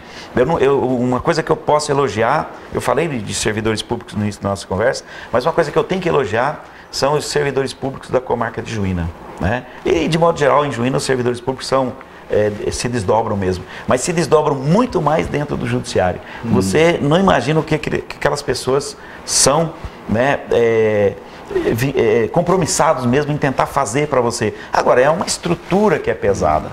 Então não adianta lá ter agilidade de um ou de dois, porque no próximo passo para. Eu acho que o que a gente pode concluir, mais uma vez, é que falta mais pessoal qualificado. É questão estrutural. E maior estrutura, porque o número de processos cresce. Não é uma crítica a ser feita para esse servidor, para aquele lá, para aquele juiz. E também não uma crítica estrutural. Por exemplo, e é demorado, é verdade. Mas é demorado porque tem poucos juízes, poucas varas, poucos fóruns. Então, aquele para você ter uma ideia, o ideal no mundo, em termos estatísticos, o ideal é um juiz para 600 processos, ou 600 processos para cada juiz, para que ele analise no ano, né, 2 por dia. No Brasil, a média passa de 7 mil processos por juiz. Então, o juiz brasileiro, ele é um herói. Mesmo com a demora, ele tem que dar conta, né, de 10 a 15 vezes mais serviço do que um juiz europeu, ou um juiz norte-americano, um juiz de outra parte do mundo. Mais civilizado. Né? Nós estamos conversando com o Dr. Gilmar Cruz de Souza, estamos indo para o 4º bloco, um minutinho, voltamos.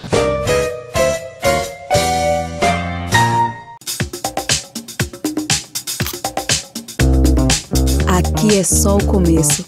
Você pode ir mais longe, mais confiante, mais feliz. Você é feito de experiências. Tudo pra você tem algo mais. Tem que ser atual, inspirar, apaixonar. O que você veste não é roupa. É moda que envolve e conta histórias. Histórias sobre você, com você e pra você. Malve Fashion pra você. A Omi tem tudo o que precisa. São móveis, eletrodomésticos, estofados, eletroeletrônicos e muito mais. Tudo para deixar a sua casa ainda mais bonita e sua família muito mais confortável. A Omi está sempre com novidades e os menores preços da cidade.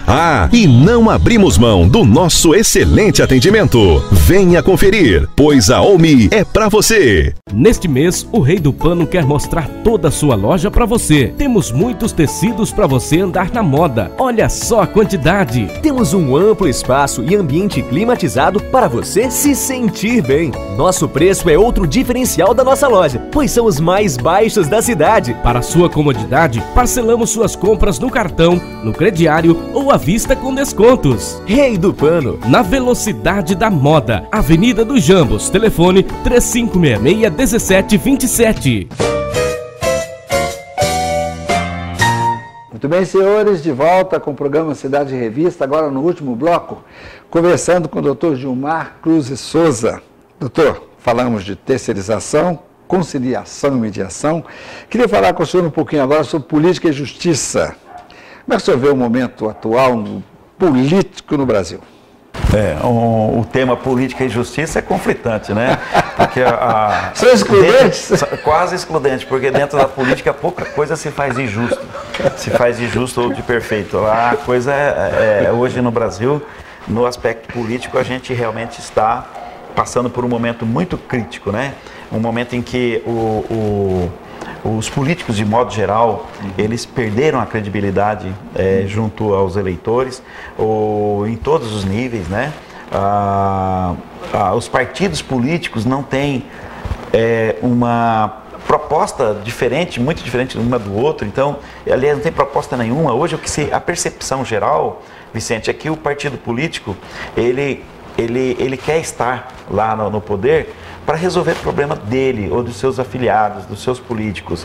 Nós temos a percepção de que o político ele ascende ao poder para resolver um problema pessoal dele, para que ele facilite negócios, para que a empresa dele ou do amigo ou do grupo que ele representa ganhe muito dinheiro, né? Nem sempre de forma lícita, mas mesmo quando é de forma lícita, eles às vezes fazem leis que é contrária aos interesses do país para favorecer uma determinada indústria, um determinado setor. Então, isso aliado aos grandes escândalos de corrupção que a gente tem assistido nos últimos anos, faz com que há uma decepção generalizada entre as pessoas. Por que chegamos a esse ponto, doutor Gilmar? Que visão o senhor tem disso? Olha, eu volto a falar mais uma vez, político não cai do céu. Né? Político não brota do fundo da terra. O político sai do nosso meio aqui. Né? Então você tem um meio em que a pessoa compra uma motocicleta, mas não paga o IPVA, anda sem capacete, não tira a carteira de habilitação para fazer o básico. Bebe antes de dirigir, avança o sinal, cheio de esperteza em tudo. Então, esse costume generalizado dentro do povo, né, não paga a pensão alimentícia do filho, evita de cumprir espontaneamente com vários dos seus deveres. Olha, esse é o povo que nós temos, e eu me incluo nisso, né? Você está incluído nisso, somos nós, a sociedade brasileira é assim. E parte dessa sociedade brasileira, uma amostragem dela, vai lá para o Congresso Nacional. Entendeu? Aí ficamos nós aqui dizendo, aquele cara é corrupto. Aí chega o guarda do trânsito, o senhor parou aí para falar que o cara é corrupto, o senhor está no telefone celular dentro do carro andando um pouquinho. Não, mas espera aí, guarda, eu vou te dar 100, você esquece isso. Não, está errado. Então, primeiro, os políticos, na verdade, são uma amostragem do que nós, como sociedade, somos. E eu ouço dizer, apesar de ficar exposto a críticas violentas, eu ouço dizer que a nossa sociedade, a sociedade brasileira hoje, ela é amoral, não é imoral. Imoral quando você faz atos contrários, né, à moralidade média de maneira muito violenta, de maneira muito agressiva. A moralidade é você não se pautar, né, por uma conduta ética, uma conduta moralmente correta em todos os aspectos da sua vida. Me perguntam, doutor, vamos falar sobre direitos e deveres? Eu falo assim, vamos falar sobre deveres, que quando você cumpre os seus deveres, você faz com que ninguém precise exigir direitos. Porque o cumprimento de dever já é a entrega do direito do outro. Quando o outro cumpre o dever dele, é a entrega do meu direito. Então nós temos uma população que foi educada de maneira errada. A escola, nossa escolaridade é frágil. As famílias brasileiras tiveram que ir o pai e a mãe para o mercado de trabalho, né, por necessidade, né, por opção. Então a mãe, que era a grande guia moral dos filhos, ficou ausente de casa, não é isso? Nós estamos falando isso de maneira genérica. Claro. É claro que quando você generaliza, eu não estou dizendo que 100% das pessoas são assim. Eu estou dizendo que essa é uma média comportamental. Essa ausência de luz moral dentro de casa reflete na escola. Você tem hoje professores apanhando em sala de aula, você tem hoje homicídios ocorrendo em sala de aula entre crianças, né? Você tem uma série de distúrbios comportamentais que esses distúrbios são decorrentes, direto, dessa amoralidade em que a sociedade brasileira está. Né? Há grupos, há setores que são extremamente ciosos da moral e tentam impor moral, bons costumes, tentam ensinar, mas de modo geral está muito difícil. Numa região igual a nossa é menos.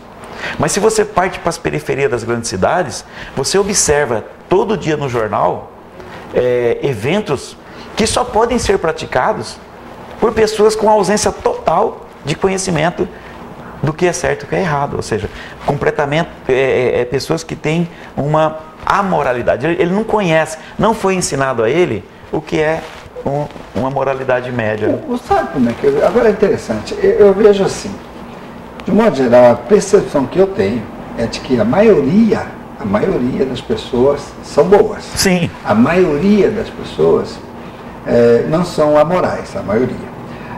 Mas temos grupos organizados, vamos chamar assim, e infelizmente, eu concordo com o senhor 100%, a política é um desses grupos, também não estou dizendo que sejam todos os políticos, mas eu digo, essa amoralidade... Isso aí. Não, só para concluir, eu acho que é isso aí, e com o tamanho do poder que a política dá, é que nos transforma, ou está nos transformando, nesse estado de calamidade, onde você tem o Estado com o braço em todas as instâncias, corrompendo em todas as instâncias, usando esse dinheiro para se manter no poder e para enriquecer a si e aos seus. Quando a gente...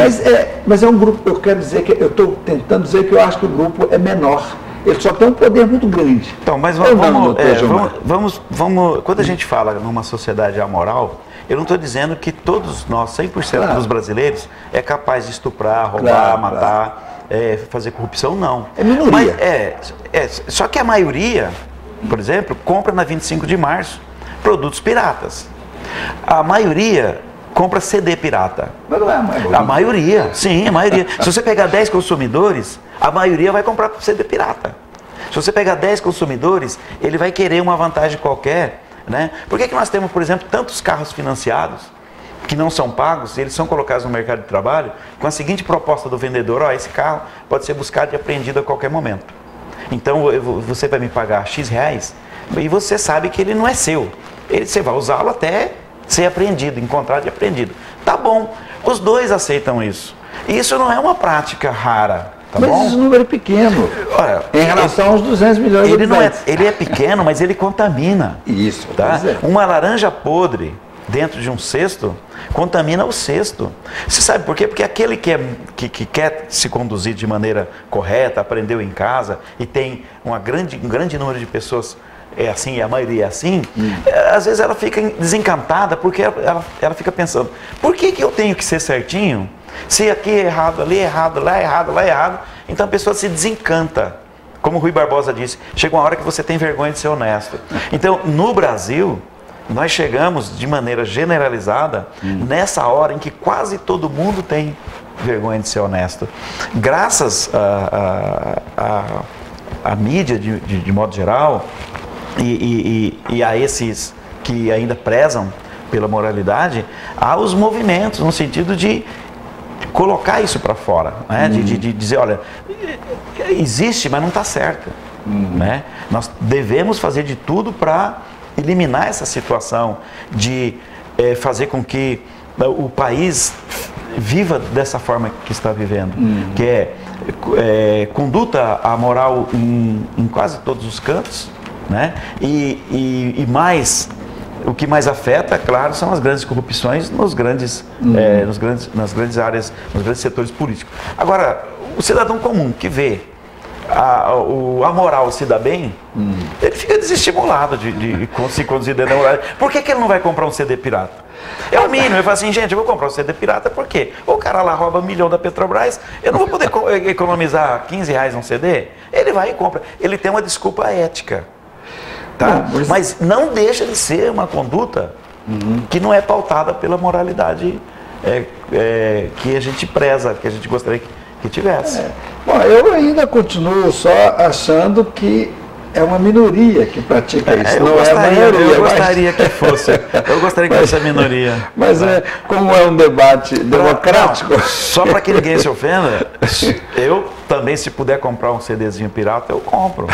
Então, quer dizer, eu estou me incluindo. Eu não estou dizendo que eu sou santo, mas eu estou dizendo, eu pertenço à média da população brasileira. Eu vi uma charge um dia desse, doutor Gilmar, em que está um sujeito vendendo CD pirata.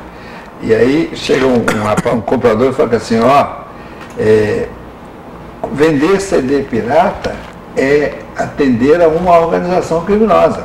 Aí o outro falou assim, e o outro também. Porque são os impostos que são desviados. Né?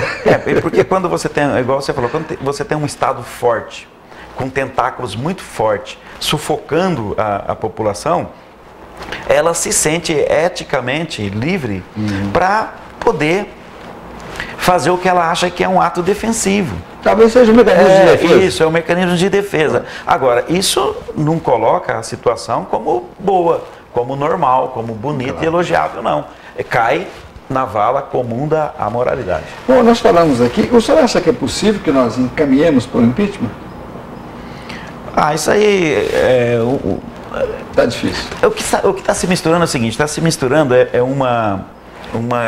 um grande descrédito, né, e um grande desprestígio do atual presidente da República, com a vontade que ela saia. Todo mundo quer que ela saia, todo mundo, vamos botar 90% da população brasileira quer que ela saia.